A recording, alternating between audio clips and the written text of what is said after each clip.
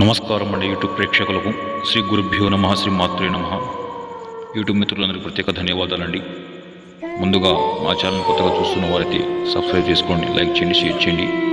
అలాగే మీరు ఎన్నెన్నో చోట్ల ఈ యొక్క తాంత్రిక పరిహారాలు చేపించి యూట్యూబ్లో మోసపోయి విసిగిపోయినట్లయితే ఒక్కసారి గురుగారి నెంబర్కి ఫోన్ చేయండి. గురుగారి యొక్క నెంబరు 7386913319.